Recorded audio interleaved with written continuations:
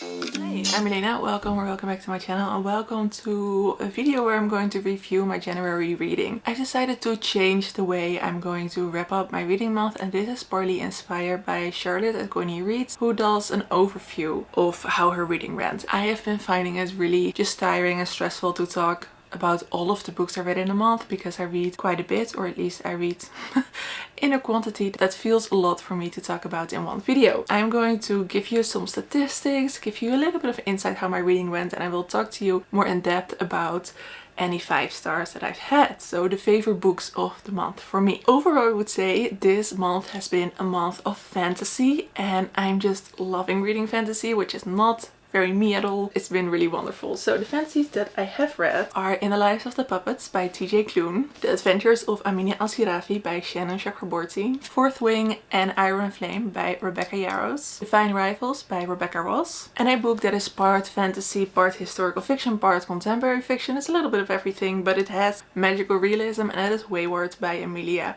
Hart. I would classify this as historical fiction mostly. Then I read 2 non-fictions / memoirs. The first is The Woman in Me by Britney Spears, and the second one is Mrs. Gaskell and Me by Nell.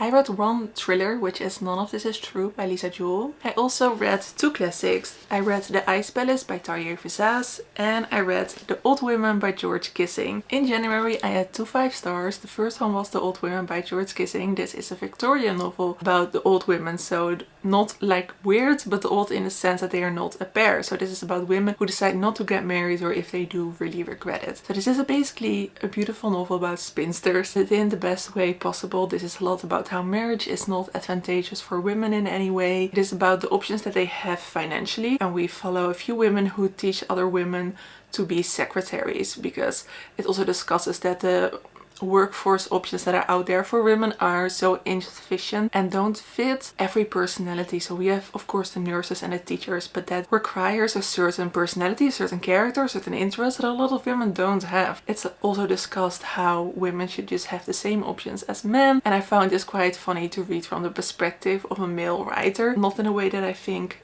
it was very different than when I would have read it from a female perspective, but I just like that he wrote such a feminist novel. The characters I really enjoyed in this book. It also was quite an easy read for a Victorian novel. It's not that big, and it's quite easy to follow what is going on. It's easy to get to know the characters. We see a lot of their struggles, how those struggles are not necessarily connected with femininity, as are their characters and their personalities, and just there's so much in this book. I definitely want to reread it at some point, but I would just really recommend that you read it. Another 5 star is maybe my most unexpected 5 star I've ever had, and that is Fourth Wing. And I feel like such a basic bitch giving this 5 star, but it's just so good. It's so good. Everything you want a fantasy to be, and maybe even a little bit more, because I'm still so obsessed with these characters and the dragons. Oh my god, I'm getting emotional. When have I ever gotten emotional over a fantasy book? Maybe Crooked Kingdom, but that one is definitely not as good as this one, writing wise, and also because this is, I think it's new adult, but it's adult to me. The characters are in their early 20s, and it's just everything I want from a book that I want to devour. We follow our main character. She has a form of chronic pain, but it's never really discussed what her disability is. She is supposed to become a dragon rider in this school. It's very ruthless. A lot of people get murdered, they murder each other, they die. It's almost unbelievable, but yet believable, because the stakes are then so high, and the relationships that are formed here are they're either incredibly sexy or just so beautiful. If you have apprehension reading this, maybe I can tell you that even if I like it, which this was not a book I would ever have picked up myself if it wasn't for a vlog, just give it a go. Do yourself a favor and read this. You're gonna have such an amazing time. In the Life of the Puppets and The Ice Palace got both a 3 star for me. None of This Is True got a 3.5. The Adventures of Amina al-Sirafi and Iron Flame got a 4. Weyward got 4 stars for me. Both the non-fiction, so The Woman in Me and Mrs. Gaskell and Me, got a 4.5, and so did Divine Rivals. As you could have seen, the publication date of these books were all quite recent books, so I had books between 2010 and 2023 was 85.7%. There were 2 authors I'd read from before, of course, Rebecca Yarros, because I read Iron Flame, and before I read Fourth Wing, and then an author that I had read from before, like in the past, was Rebecca Ross. When I read her duology that I don't know the name of, but I'll put up here. As far as countries I've read from, it's super basic. It's the UK, it's the US, and one book from Australia and one book from Norway. So the only translated fiction I read was the book from Norway. I had a really fun time with both reading physically and listening to the audiobook at the same time. So you can see that 42.9% of my reading was a mixture, and then I also read a few books on ebook, a few books on audiobook, and a few physically.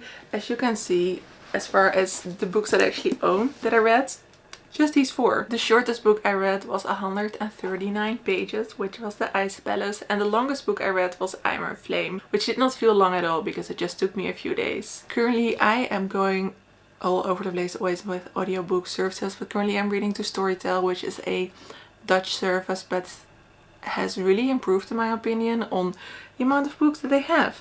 I've not been having a lot of luck with the library because I reserved so many books in November already, and I just cancelled them because it's February and they were still not in. And every time I want a book out of the library, they don't have it. I mean, I feel bad, but I kind of feel like cancelling the library again because, I mean, I pay for it every month, and then I just literally, in the 5 months that I've been having a library card again, I just got one book that they could reserve for me from all of the books I wanted to get. And then I end up buying them in the end because I wanted like these 2 books, and I just bought them because I needed them for a vlog, and with all the other Goodreads books as well. I get that it's a 2023 release. That's been frustrating this month, but overall I've been really enjoying just reading a whole lot of fantasy, having a great time with it, and now I'm in a bit of a classics mood, so that is why I read this one. And right now I'm reading All Quiet on the Western Front, which is a German classic that I think I'm having a good time with as well. I just started and it's quite unique as far as war novels go, which is not something I feel very drawn to, but I'm doing a project where I'm reading banned books, and this book was of course banned in Germany. I don't know exactly what February is going to bring reading wise, but I think I will be reading at least a few classics and making a dent in the 24 classics I want to read in 2024, which I think was the video I uploaded 2 weeks ago. Also, when you're watching this video, I want to give you a little reminder that today there's coming a restock to Milena's bookshop.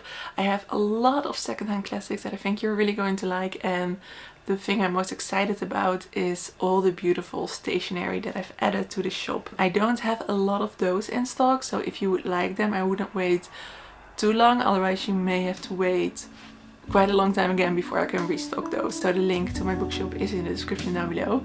For now, thank you so much for watching, and I hope you enjoyed this little reading review, and I hope to see you in another video. Doei!